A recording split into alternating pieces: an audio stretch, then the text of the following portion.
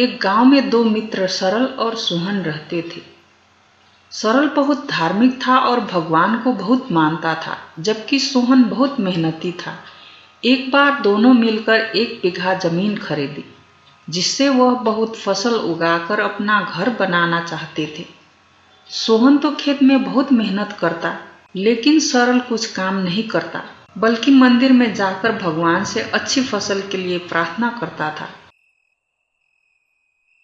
इस तरह समय बीतता गया। कुछ समय बाद खेत में फसल पककर तैयार हो गई, जिसको दोनों ने बाजार ले जाकर बेच दिया और उनको अच्छा पैसा मिला।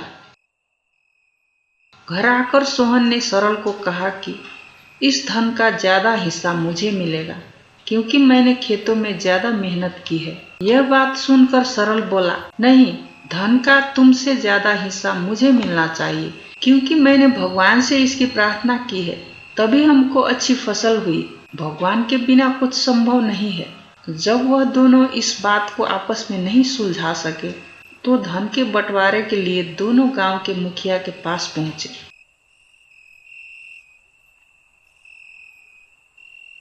मुखिया ने दोनों की सारी बातें सुनकर उन दोनों को एक एक बोरा चावल दिया, जिसमें कंकड़ मिले हुए थे।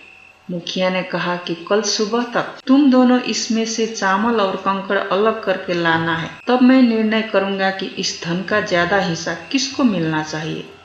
दोनों चावल की बोरी लेकर अपने अपने घर चले गए। सोहन ने रात भर जागकर चावल और कंकड़ को अलग किया, लेकिन सरल चावल की बोरी को लेकर मंदिर में गया और भगवान से चावल में से कंकड़ अलग करने की प्रार्थना की।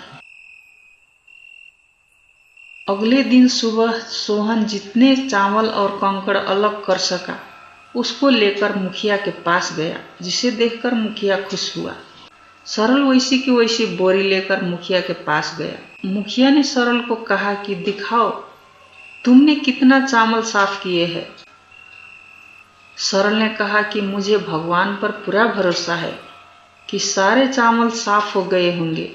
जब बोरी को खोला गया तो चावल और कंकड़ वैसे के वैसे ही थे। मुखिया ने सरल को कहा कि भगवान भी तभी सहायता करते हैं जब तुम मेहनत करते हो। जमींदार ने धन का ज्यादा हिस्सा सोहन को दिया।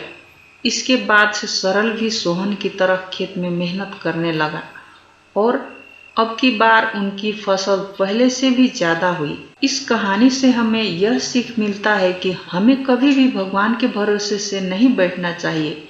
हमें सफलता प्राप्त करने के लिए मेहनत करनी चाहिए।